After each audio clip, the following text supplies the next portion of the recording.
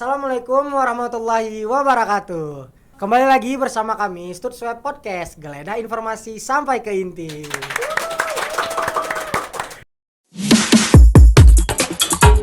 Nah, pada episode kali ini kami mau membahas tentang gimana sih cara PD mengikuti lomba. Nah, kami juga udah kedatangan tamu yang cocok dengan tema kali ini. Nah, tanpa berlama-lama lagi, langsung saya panggilkan Sandi Afrizah Ramadan.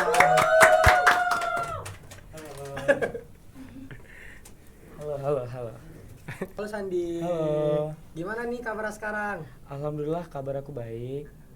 Jadi kesibukan Sandi belakangan ini apa sih? Kalau kesibukannya seperti mahasiswa pada umumnya ya. Kesibukan mahasiswa tentunya kuliah, nugas juga, kerja kelompok. Apalagi kan ini udah minggu-minggunya ujian akhir ya. Jadi kebetulan aku juga ada ketinggalan beberapa mata kuliah, jadi lagi fokus ngejar jadwal ujian akhir gitu.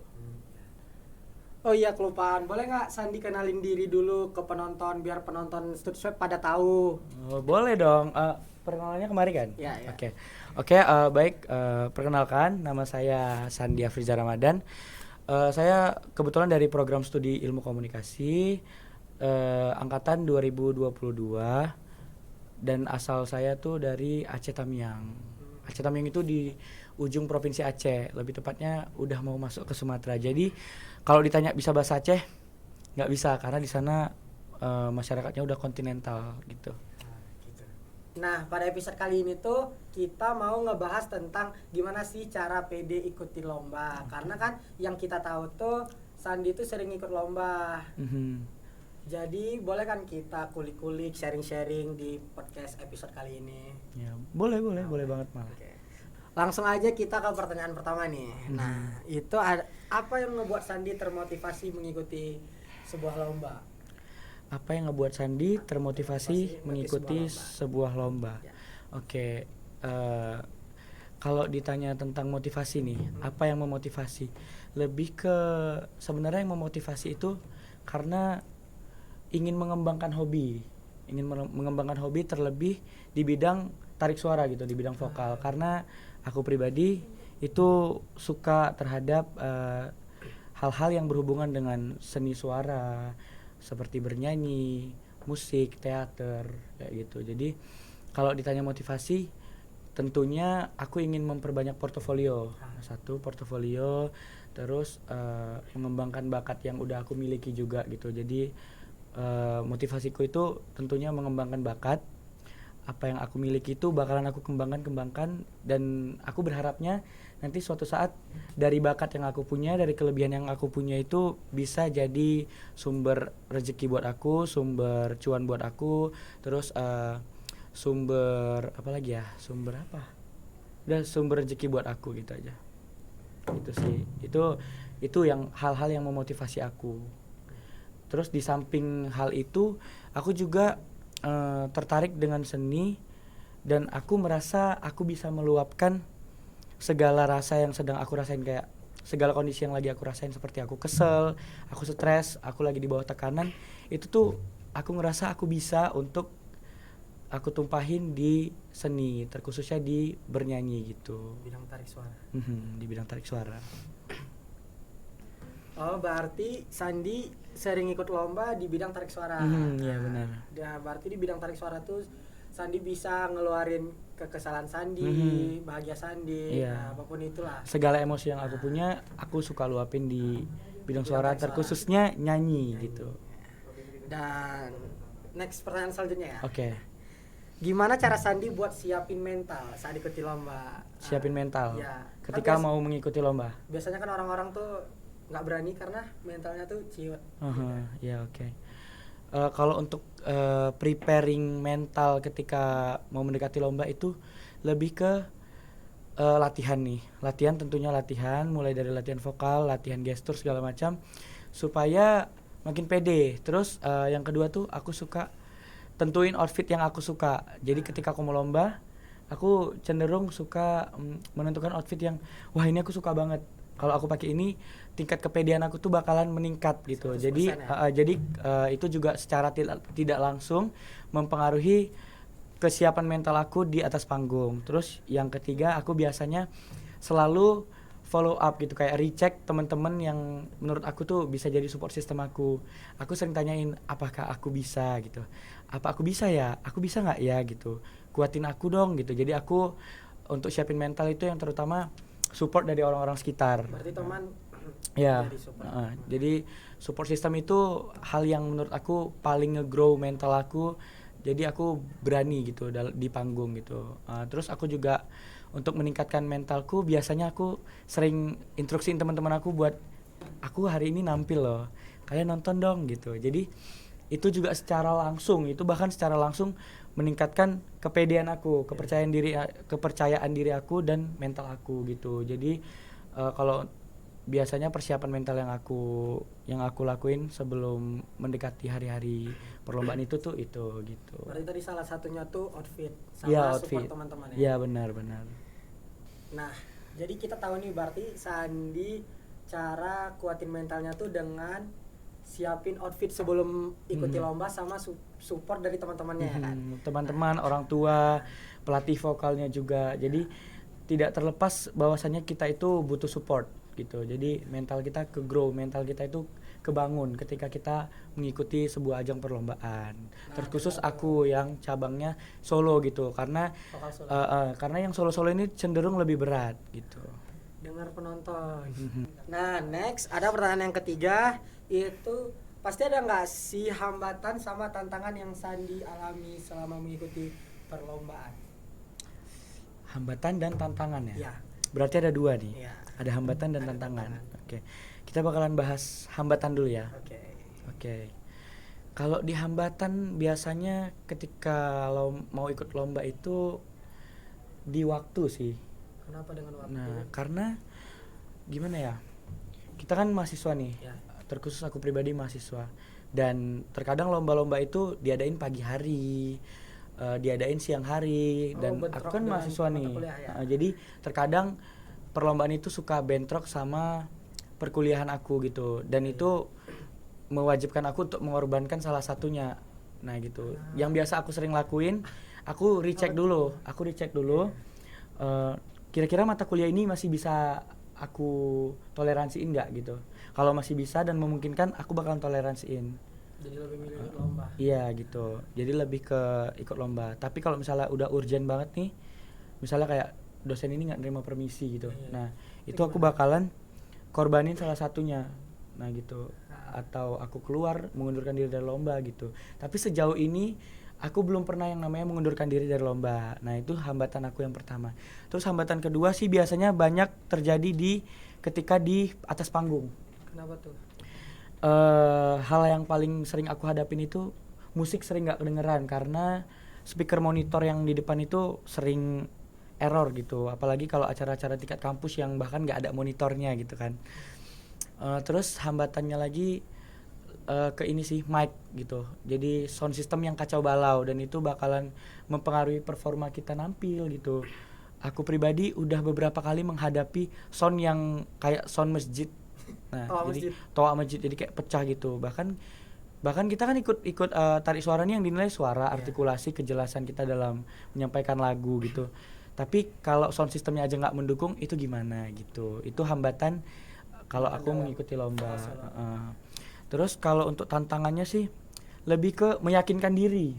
Aku pribadi suka meragukan diri sendiri gitu. Ketika mau mendekati hari-hari lomba, aku suka kayak aku bisa nggak ya gitu, makanya tadi aku bahas aku butuh support dari teman-teman, dari keluarga, bahkan bukan support aja, doa juga aku minta gitu. Karena menurut aku kita sukses itu nggak terlepas dari orang-orang di belakang kita, doa-doa yang mengiringi kita gitu, doa-doa yang mengiringi kita ketika kita sedang berjuang di sana gitu. Itu tantangan yang ke-1. Terus tantangan yang kedua sih tantangan yang kedua sih, aku biasanya suka ini lebih ke bukan ke tantangan sih, lebih ke kegemaran aku ketika ikut lomba. Aku sering pantauin lawan-lawan aku. Jadi dari biodata yang ada, aku aku cari dia itu asalnya dari mana, terus aku cari dia tuh nyanyi pop gimana, dia tuh nyanyi dangdut gimana. Jadinya Improv- stalking ya, Iya, stalking skill dia gitu. Jadi oh dia keunggulannya di sini, berarti aku bisa kalahin di sini gitu. Strategi.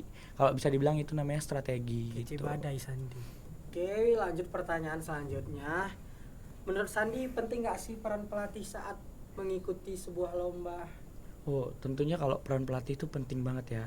Karena selain dia melatih skill kita gitu, dia juga tahu nih kelemahan lawan itu apa, kelebihan yang kita punya apa. Jadi secara langsung eh, peran pelatih ini sangat membantu kita untuk mencapai target, tentunya goals. Karena kita setiap ikut kompetisi pastinya harus nentuin dong goalsnya itu mau kemana gitu. Menurut aku peran pelatih selain untuk melatih kita, dia juga mampu mengatasi yang namanya keputusasaan segala macam yang berhubungan dengan nanti ketika di panggung gitu. Bahkan untuk mental juga pelatih itu sangat berpengaruh. Aku pribadi pengalamannya ketika aku lomba, aku dilatih oleh pelatihku, tapi ketika di hari lomba pelatihku tidak ada di lokasi aku lomba, itu ada sedikit rasa kecewa, sedikit rasa down, sedikit rasa beban, tekanan akan apakah aku bisa tanpa pelatihku gitu. Tapi emang kalau menurut aku seberapa penting itu penting banget. Kalau pun mau diskorin dari 1/10 itu kayaknya bakalan aku isi 100. Karena emang pelatih sepenting itu. Berarti gitu. kalau nggak ada pelatih tuh nggak bisa gitu?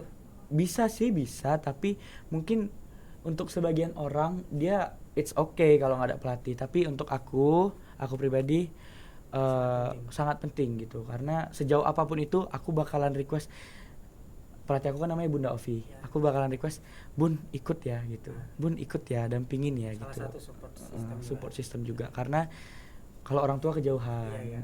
Karena kan sama-sama mahasiswa perantauan. Gitu sih. Lanjut. Jadi lanjutnya ke pertanyaan selanjutnya. Oke, ini tadi pertanyaan keempat ya? Iya. Oke, yang kelima. berarti kita lanjut yang Sabar kelima ya, ya? San. Iya, aman. Mau 100 pertanyaan juga aku jabanin. Nggak cukup apa? Waktu-waktu. Oh iya, durasi ya, oke. Nah, pasti ini pertanyaan selanjutnya. Mhm. Pasti Sandi pernah ngalamin gagal, kecewa, sedih saat ikuti lomba tuh. Pasti pernah nggak sih? Boleh ceritain nggak? Pernah banget malah. Gak bisa dipungkiri ketika kita ikut lomba, kita udah berjuang, kita udah ibaratnya kerahin semua yang kita bisa, semua yang kita punya gitu. Terus hasilnya itu tidak sesuai ekspektasi kita gitu. Nah itu pasti bakalan menimbulkan rasa kecewa. Terutama kecewa kita terhadap diri sendiri. Karena kayak orang-orang banyak yang expect besar ke aku, tapi ternyata aku belum bisa ke situ. Aku belum bisa mencapai target yang harusnya aku capai gitu kan. Jadi ngerasa sedih. Kecewanya itu lebih ke diri sendiri. Tapi aku pribadi emang selalu ada rasa sedih. Tapi aku pribadi balikin kayak mungkin belum tahun ini rezekinya. Mungkin di lain lomba, di lain tempat, di lain panggung, atau mungkin di lain universe gitu. Aku bakalan jadi juaranya gitu. Masih punya banyak waktu ya. Kalau ngerasa kecewa sih tentunya kecewa gitu. Karena siapa sih yang nggak kecewa ketika target kita itu nggak kecapai? Betul. Kita hidup juga kan ada targetnya gitu kan. Tapi satu hal yang aku nggak bisa terima Apa itu tuh? ketika aku ikut lomba, terus waktu penentuan juara itu ibaratnya kayak dicurangi. Nah, mulai dari segi penilaian segala macam tidak ditransparansikan, itu bakalan ngebekas di hati. Aku bakalan tandain lomba itu, kalaupun dia tahun depan ada lagi, aku nggak bakalan ikut. Lagi, gitu. Iya gitu.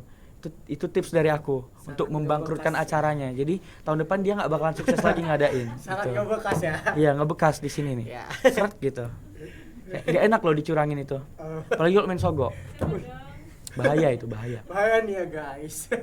Main sogo. Oke. Nah, jadi kita tahu bahwa Sandi juga ngalamin kegagalan sama kekecewaan, guys. Ya, nggak bisa luput sih siapapun manusianya ketika targetnya tidak tercapai gitu, tidak sesuai dengan kemauan hati, itu pasti ada sedikit rasa kecewa gitu. Tapi balik lagi, mungkin belum rezeki gitu. Oke. Ada pertanyaan selanjutnya nih. Saat Sandi mengikuti lomba itu makanan tuh dibatasi atau enggak? Kayak atau Sandi boleh makan apa aja? Oke, kalau menjelang mengikuti lomba Ya. itu biasanya aku bakalan ngejaga hal-hal yang bakalan riskan ke suara aku gitu. Seperti makan, tentunya makan itu aku bakalan kurang-kurangin makan berminyak, bahkan aku sering lakuin puasa minyak gitu. Puasa minyak. Puasa minyak. Jadi aku makan rebus-rebusan selama 2 minggu sebelum perlombaan. Sayur rebus, telur rebus. Iya, sayur rebus, telur rebus. Kayak gitu. Pokoknya yang goreng-goreng seperti tempe goreng, bakwan itu Tinggalin dulu. sangat dipantangkan. Oke. Nah, kalaupun emang lagi pengen makan yang pedes-pedes, aku biasanya makan ayam panggang gitu. Aku Emang makan ayam ayam panggang panggang. Kalau ayam panggang tergantung sambelnya. Kalau dia pedas, tapi kalau kalasan nggak pedes sih, agak-agak manis gitu dia. Oke. Tapi overall worth it lah untuk dengan jarak sedekat itu. Itu kalau gitu. makan. Kalau Iya. Itu untuk makan ya. kalau makan minumnya Eh, gimana? Terus kalau minum sih aku biasa pagi tuh wajib hukumnya minum air hangat segelas. Wajib hukumnya. Wajib. Nah, itu ibarat untuk memperbaiki pita suaraku. Biar tenggorokan lancar Iya, biar gitu tenggorokan ya. lancar gitu.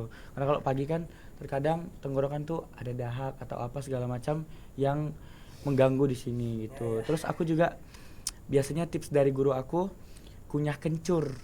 Nah, jadi kencur itu keltek itu seperti kebiasaannya Yura Yunita sebelum ke panggung. Karena itu lumayan ngebantu ngebuka pita suara dan kerongkongan kita Kencur gitu. tuh kayak jahe gitu. Iya, sekeluarganya jahe itu pokoknya. Sekeluarga. Iya, iya. Pokoknya masih satu kerabat lah mereka itu. Sepupu ya, sepupu. Iya. Jahe, kencur dengan Kunyit. lengkuas, kunyit Kunyit. itu masih satu keluarga mereka. Berarti Sandi bisa makan itu semua ya?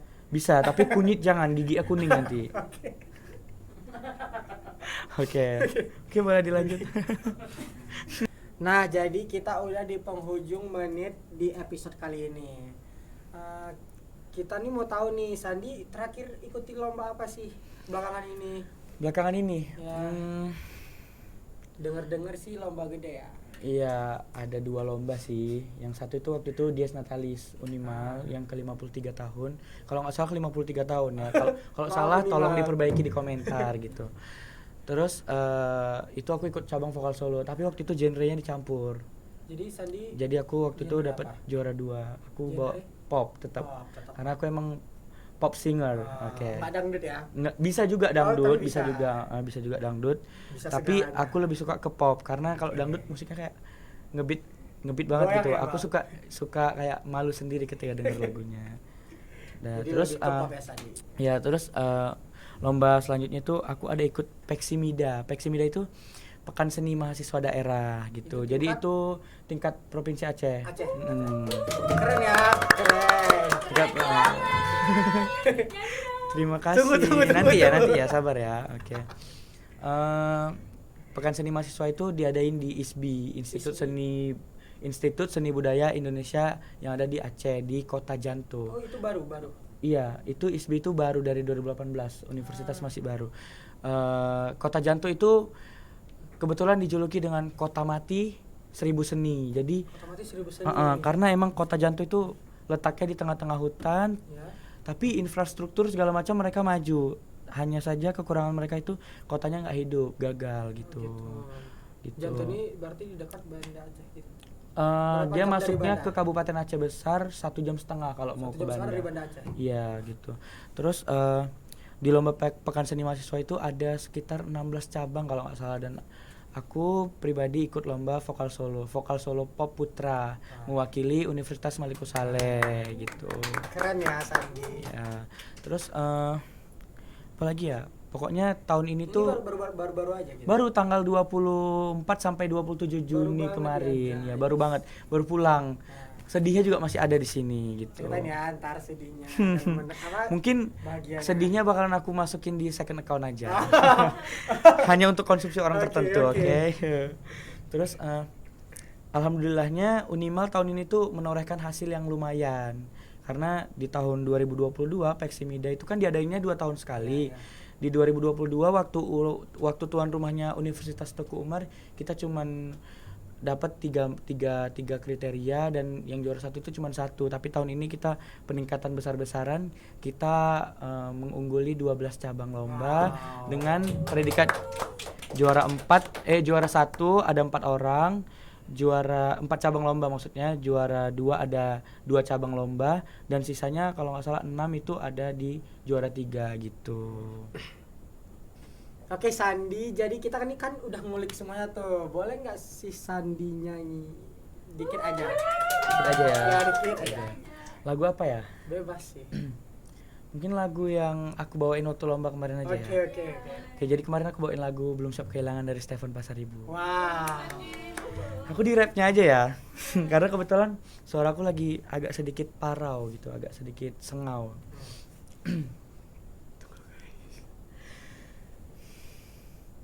Ternyata belum siap aku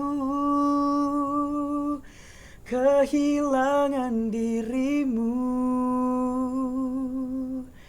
belum sanggup untuk jauh darimu, yang masih selalu ada dalam hatiku. Terima kasih. Udah ya, segitu aja. Keren banget guys, keren banget. Oke.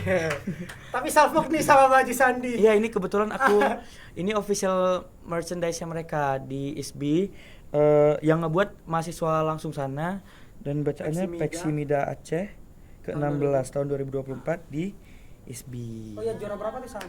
Oh iya, aku lupa sebutin. Aku alhamdulillahnya tahun ini rezekinya dikasih Allah itu di predikat 2 se-Aceh. Tetap juara. Tetap juara di hati para peserta Oke. gitu. Hati penonton juga. Oh. Nah, jadi penutup kali ini boleh nggak sih Sandi kasih pesan-pesan buat orang yang nggak pede jadi pede buat ikut lomba? Oke, pesannya ya. Ya. Pesannya itu lebih ke jangan pernah mengatakan nggak bisa gitu. Aku nggak bisa, itu adalah mindset yang salah, pola pikir yang salah. Kalian harus tanamkan di dalam diri kalian tuh kayak aku bisa gitu, aku bisa. Aku pasti bisa. Terkadang keraguan itu emang muncul. Keraguan itu nggak tahu waktu dia bakalan muncul. Bahkan ketika kita mau naik panggung tuh, ketika satu step lagi untuk memijakan kaki di panggung, itu juga kadang rasa ragu itu bakalan muncul. Tapi satu lagi ditanamkan dalam hati, dilawan keraguannya kayak aku pasti bisa. Ini caraku, ini hobiku, aku pasti bisa gitu. Itu dari aku pribadi. Karena segimanapun orang nge-support kalian ketika hari H itu, yang nge-eksekusi ketika di panggung itu kalian gitu. Karena patokannya itu diri sendiri gitu. Kalau diri sendiri aja udah meragukan dirinya sendiri, itu bakalan susah untuk maju. Jadi saran aku, jangan pernah katakan tidak bisa. Dan utamain diri sendiri. Ya, itu. Nah, berakhir sudah podcast kita pada episode kali ini. Terima kasih Sandi udah ngebagiin semuanya. Sama-sama. Aku senang bisa berbagi sama teman-teman. Ya, kami juga senang. Oke, sampai jumpa lagi Sandi. See you next time. Dadah semua. Dadah.